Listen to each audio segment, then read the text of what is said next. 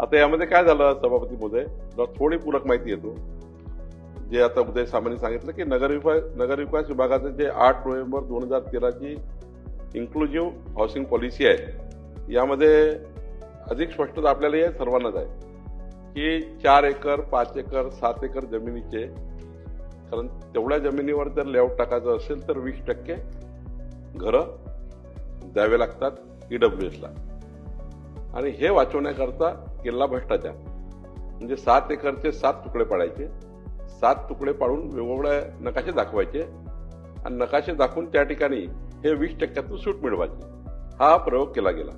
आणि यामध्ये जेव्हा हे लक्षात आलं सरकारच्या, तेव्हा हे जे राखीव क्षेत्र जे म्हाडाला यांनी हस्तांतरित केलं नाही, तिघांनी म्हणून व्यवस्थित प्लॅनिंग करून केलं आहे. तिघांनी, म्हाडाचे अधिकारी, नाशिकचा टाउन प्लॅनिंगचा अधिकारी आणि आमचा भूमी अभिलेख.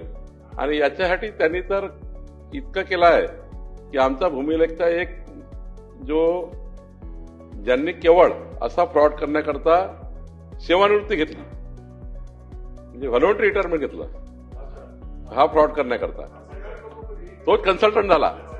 त्याला जेवढे नोकरीत पैसे मिळणार नव्हते त्यापेक्षा 20 पट 50 पट जास्त पैसे यांनी इथे कमवले आणि त्यामुळे कन्सल्टंट झाला.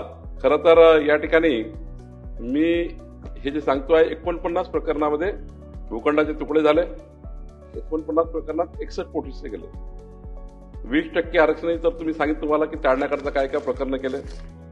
आता याच्यामध्ये जेव्हा हा घोटाळा लक्षात आला तेव्हा अशीच लक्षवेधी झाली आणि त्या लक्षवेधीमध्ये मी उत्तर दिलं आणि सांगितलं की 49 प्रकरणामध्ये यापैकी बनावट कागदपत्र वापरला गेली आहे 49 प्रकरणामध्ये. आणि त्यावर जमीन मालक आणि विकासकावर फौजदारी गुन्हे दाखल करण्याची सूचना, आदेश महसूल विभागाने भूमी अभिलेखला दिले. आणि याच्यात हे एवढंच केलं नाही, तो जो एक सेवा त्या ठिकाणी जो कन्सल्टंट झाला होता तो विदेशात होता, तिकडनं त्याला पकडून आणला. त्यानंतर जे सुरू झालं, आम्ही आमच्या महसूलच्या अधिकाऱ्याला पहिले जे त्या भूमी अभिलेखच्या अधिकाऱ्याला जेलमध्ये टाकलं. त्यांच्याकडनं पूर्ण 1.5 महिना कसून चौकशी केली. इतकी कसून केली आहे की तो कधी याच्यानंतर असा भ्रष्टाचार करू शकणार नाही, इतकी कसून झाली आहे. आणि त्यामुळं खरं तर आता या 49 बनावट प्रकरणामध्ये पहिलं तर फेरफार रद्द करण्याची प्रक्रिया आम्ही केली.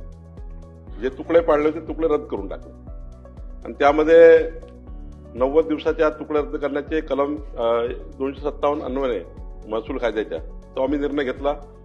नुकसान भरपाई जी द्यायची होती विकासकाकडनं वसुली करणे. आता मुख्य मुद्दा जे आता माननीय उदय सामंतजी बोलले की या विकासकाकडनं आता हे आपल्याला हे प्रॉपर्टी आपल्या म्हाडाने घेतली पाहिजे. छोटी एसआयटी नाही आहे, यामध्ये पोलीस आहे, IGR आहे, जमाबंदी आयुक्त आहे, सर्व आयुक्त लेवलचे अधिकारी आहेत.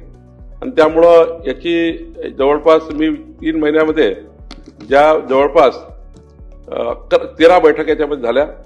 ऑफिस प्रणालीचा आम्ही वापर केला आणि जो आम्ही पहिला दाखल केला गुन्हा तो आमच्या डेप्युटी SLR दाखल केला.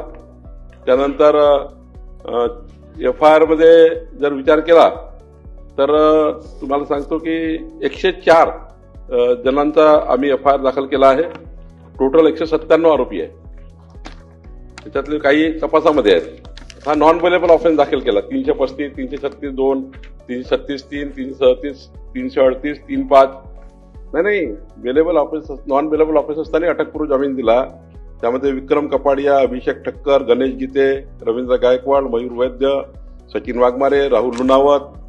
आणि एवढंच नाही तर काही लोकांना संरक्षण दिलं हायकोर्टाने. ते विनोद मनवारला दिलं, राहुल लुणावतला दिलं की जोपर्यंत उच्च न्यायालय पुढची कारवाई करत नाही तोपर्यंत तुम्ही यांना काहीच करायचं नाही. म्हणजे आता ही परिस्थिती अशी आहे. त्यामुळे जे म्हणतात ना सरकारचं काय चालू आहे, तर काही गोष्टीमुळे सरकारचे हात बांधले जातात, त्यामुळे अडचण आहे. आणि त्यामुळं अतिरिक्त सत्र न्यायालयाने 54 आरोपीला अटकपूर्व जामीन दिला. ऍडिशनल आपले तिथे 17 न्यायाधीश आहे जे सेशन जज आहे त्यांनी. आणि मग आता आम्ही पुढे जातो आहे जे उदय सामंतजी सांगितल्याप्रमाणे. पण एक प्रवीण गेडाम समितीने, या उच्चस्तरीय समितीने आम्हाला आजचं नाही आहे 13 वर्षापासून सुरू आहे असं नाशिकमध्ये, आणि राज्यामध्ये सुरू आहे का तर राज्यामध्ये सुरू आहे. या 13 वर्षाचा भ्रष्टाचार आता 2026 मध्ये आम्ही काढलाय. आणि त्यामुळं 13 वर्ष, तर 13 वर्षात जे सरकार आले त्या सरकारच्या कुठलेही सरकारचं तर काही माहिती नसतं फार, पण 13 वर्षापासून ते भ्रष्टाचार करताय. कोण? नाशिक महानगरपालिकेचे अधिकारी, आमचे भूमिलेखचे अधिकारी, माळाचे अधिकारी.